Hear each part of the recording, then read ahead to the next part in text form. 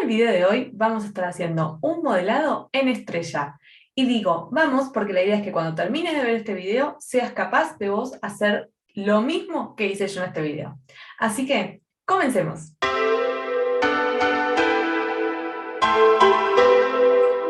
Lo primero que tenemos que hacer es descargarnos los datasets con los que vamos a trabajar, y para eso vas a ir a tu buscador de tu navegador y vas a escribir Dataset Madrid. Y por lo menos la que me aparece a mí es la primera opción, conjunto de datos, pero si no te aparece como primera opción, tenés que tener en cuenta que la página es el link datos.madrid.es. Vamos a ingresar y en la parte de qué estás buscando vamos a escribir residuos. Y vamos a encontrar que hay un montón de datasets para trabajar vinculados con los residuos. Esta página está muy buena porque si estás aprendiendo datos y demás, es una muy buena opción para descargarte cosas. Y vamos a entrar a recogida de residuos. Y nos vamos a encontrar con que tenemos bastantes CSV o CSV, como dicen acá en España, o también en formato de Excel, en donde vamos a poder ver el detalle de cuántas toneladas de cada tipo de residuo se recolectaron en tal año. Hay un archivo por cada año. Y lo que vamos a hacer es los vamos a descargar. Además vas a encontrar en la página que va a tener documentación asociada, que si entramos a la documentación asociada, lo que hace es nos explica el contenido de estos ficheros, lo cual está muy bueno porque nos clarificaría un montón de ideas o dudas que nos pueden llegar a surgir al verlos. Como el tiempo en YouTube es tirano, yo ya me los descargué y los puse todos en una misma carpeta. Además me descargué otro fichero que se llama contenedores varios, que es este que tengo acá, que en ese es un dataset que vamos a encontrar donde están ubicados los contenedores en los distintos distritos de Madrid. También te lo recomiendo que lo bajes porque una vez que hagas estaría bueno que puedas repetir el practicar al hacer el modelado en estrella con otro dataset. Así que ya que tenemos esto, vamos a empezar con nuestro modelado. Y antes de comenzar me voy a tomar 2 minutitos para decirte por qué el modelado en estrella. Y la respuesta es muy rápida y muy simple, porque es la que propone Microsoft para poder hacer de una mejor manera tus reportes, para que se optimicen, fluyan las cosas como corresponde y demás. Estaría bueno que te interiorices un poco más en lo de la documentación. Recordá que las páginas de Microsoft tienen siempre en sus links esto, que si en lugar de decir es dice en-us, es porque va a estar en inglés. Y simplemente con cambiarlo vas a poder cambiar de idioma sin problema. Y volviendo a lo que son los modelados en estrella, una explicación muy por encima es: hay una tabla de hecho en el centro en donde nos va a ir contando el hecho en sí. Y a su alrededor vamos a encontrar lo que serían las dimensiones, las tablas dimensiones, que son las tablas en donde me dan detalles de los atributos involucrados en el hecho. Por ejemplo, acá el que está proponiendo Microsoft, el hecho es ventas, ¿sí? Y vamos a tener, por ejemplo, la dimensión producto, que en esta tabla vamos a tener el detalle de los productos. Yo no necesito en mi tabla de hecho ver todo el detalle de cada producto.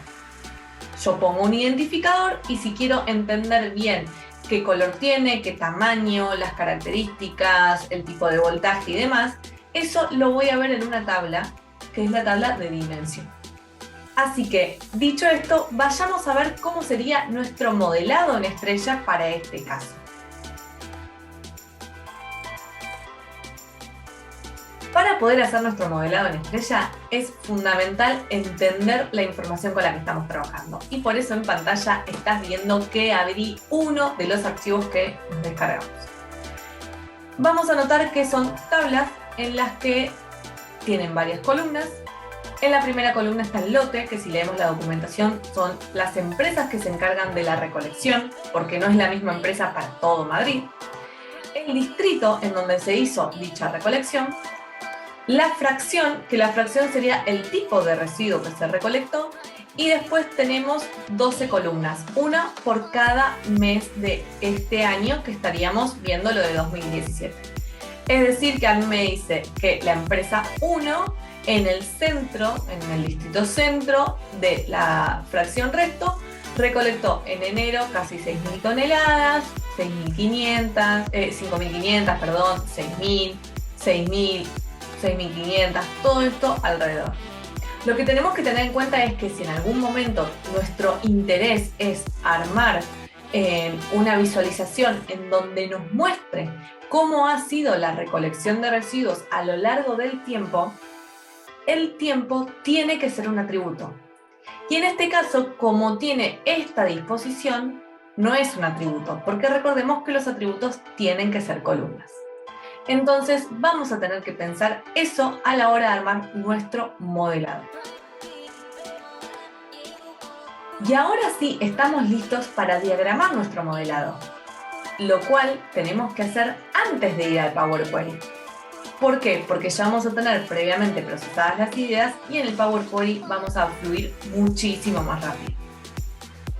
Así que para eso vamos a ir nuevamente a nuestro navegador favorito y vamos a poner App Diagrams y vamos a elegir esta appdiagrams.net. Está muy buena, es gratuita y nos va a permitir hacer diagramas de flujo.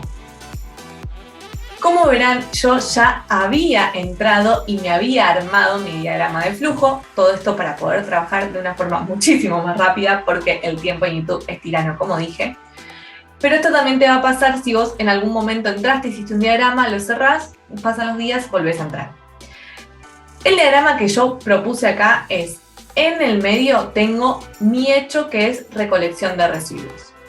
Y en esa tabla lo que voy a necesitar es un identificador de lote para poder identificar la empresa que se encargó de hacer esa recolección, un identificador de distrito para poder saber el distrito en el que se hizo esa recolección, un identificador de fracción para después yo poder saber qué fracción se recolectó, un identificador de tiempo para poder trabajar en función del tiempo, como dijimos, para poder saber en qué momento se hizo, y vamos a tener un atributo que es la cantidad de toneladas.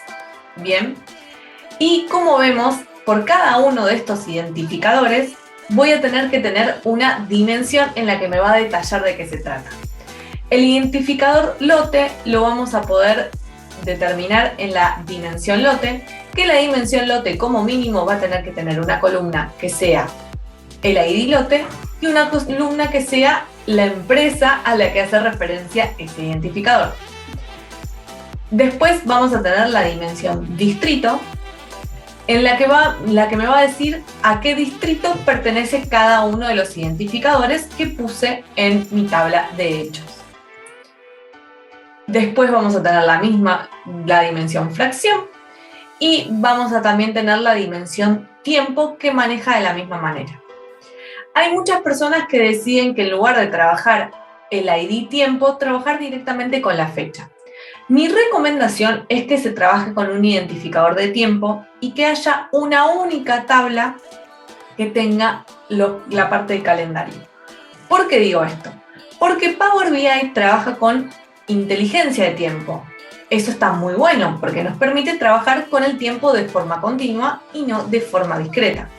Es decir, que entiende que de ayer a hoy hay una continuidad en el tiempo, no son momentos separados. Eso es súper interesante porque nos permite trabajar de una forma muchísimo más elaborada y compleja. Pero Power BI, para poder trabajar con inteligencia de tiempo, lo que hace es por detrás genera tablas en donde toma todos los registros que hay entre un momento y otro. Entonces, por cada columna que identifique en formato fecha-hora o fecha, Power BI va a estar haciendo esta tabla que yo comenté antes. Nosotros no la vamos a poder ver de por sí en el archivo, pero ahí va a estar. Entonces es importante tener esto en cuenta porque los archivos empiezan a pesar un montón, se ralentizan mucho y no entendemos por qué. Y este puede ser uno de los motivos. Así que si nuestro objetivo es trabajar con inteligencia de tiempo, que es algo que nos brinda Power BI, lo trabajemos pero de la forma más óptima posible. Entonces te propongo esto, que armemos una dimensión, una tabla calendario, y dentro de la tabla calendario armemos un identificador de tiempo para que las podamos unir con las otras tablas. Así ya estamos listos para ir al Power BI y trabajar haciendo nuestro modelado de datos desde el PowerPoint.